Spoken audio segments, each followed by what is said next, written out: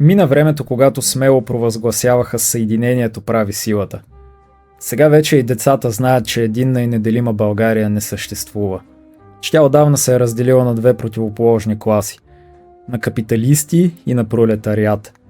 Днес за никого не е тайна, че борбата между тези две класи се превърна в основната ос, която се върти в нашият съвременен живот. И все пак в днешно време всичко това беше трудно да се забележи. И то защото до сега ние виждахме на арената на борбата само отделни групи.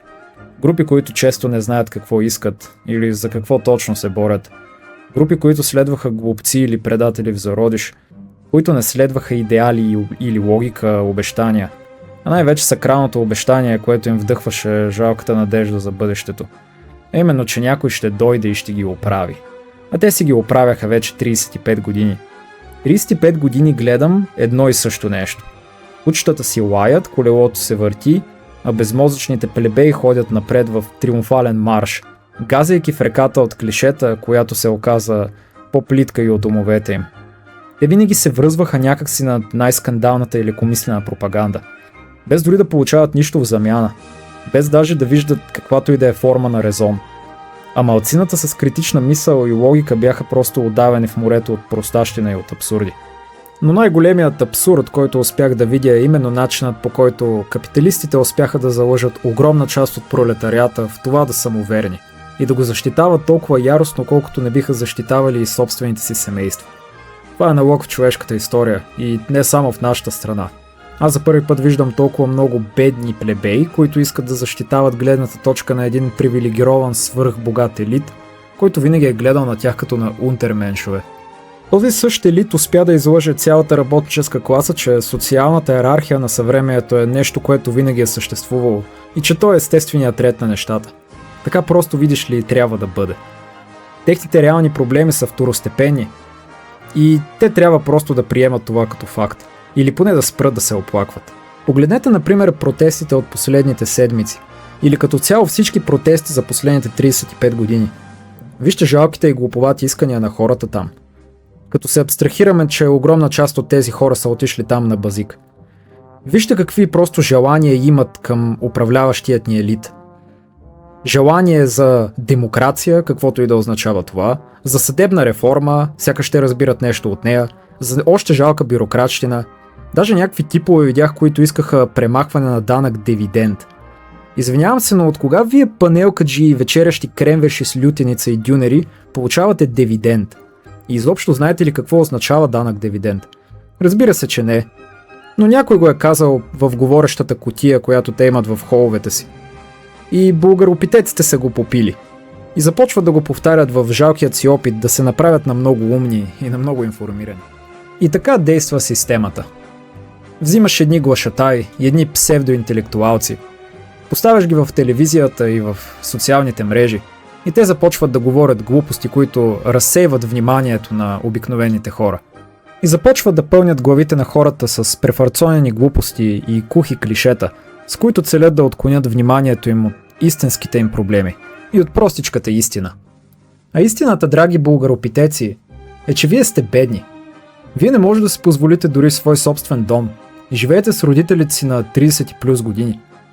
Вие сте затънали в кредити, дали да имате свое жилище, което би трябвало да е човешко право, или дори да се порадвате на скъпият капиталистически свят, в който вие не можете да си позволите да живеете. Вие трябва да давате 50% от месечният си приход, само за да имате покрив над главата. А зъбите ви се развалят. Това не е ли по-важен и належащ проблем за вас от просташкия данък дивиденд или от това, че сме на едно от най-ниските места по свобода на медиите? На кой му пука за свободата на медиите и на кое място сме в нея? Като дори не може да живеете като адекватни човешки същества. Но вие не сте виновни за това. Вие сте поробени и експлоатирани. Това обаче, което може да направите, е да си отворите очите и да започнете да искате истински решения на настоящите ви проблеми. Едно от първите решения е да бъдат таксувани богатите. Свръх богатите. В България непрекъснато се повтаря една определена заучена фраза. Да се щади бизнесът. За кой точно бизнес става на въпрос обаче? И кой точно бизнес държавата щади? Скандално е как продължаваме да имаме плосък данък, а свръхбогатите да плащат същия процент като бедните. Не може Пена с малкия си квартален магазин да плаща 10% корпоративен данък, а германският търговски гигант Lidl да плаща също 10% корпоративен данък. Ще ви обясня защо. Пена има 30 000 лева приход, а Lidl има 2,5 милиарда. Нека хипотетично да предположим, че от тези 2,5 милиарда Lidl имат 1 милиард разход, което е, разбира се, тотално абсурдно. Имат много по-малък разход. Но дори да е така, то те на база на тези 1,5 милиарда приход, те ще дадат просто 150 милиона данък. А един човек ще пребере в джоба си 1,4 милиарда. Някакъв германски магнат ще пребере 1,4 милиарда, а за държавата ни остават 150 милиона. Обяснете какво може да направи една държава с жалките 150 милиона. Тези пари дори не струват да построиш един чисто нов стадион.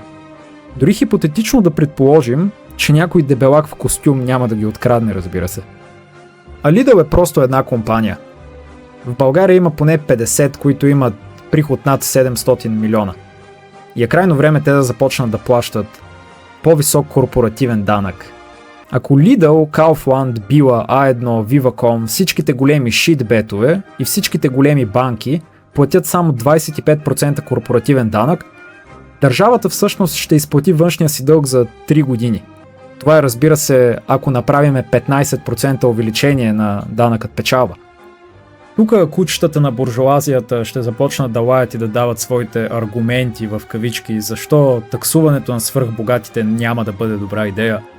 Те основно дават 3 аргумента. Първият е, че това нещо щяло да премахне външните инвестиции в България, което е абсурдна и страшно глупава теория. Ако трябва да бъдем честни, това не е инвестиция дори. Това е просто завладяване на пазар. Идеята беше след 1989 година държавата да се откаже от стратегически сектори в икономиката и те да бъдат дадени в ръцете на частни олигарси, конкретно западни олигарси, които заграбиха нашият пазар. Тези хора няма да се откажат от пазарът, който контролират. Те нямат идея да инвестират в него. Те имат идея просто да го завладеят. Аргумент номер 2. Това нещо щяло да премахне работни места. Уау!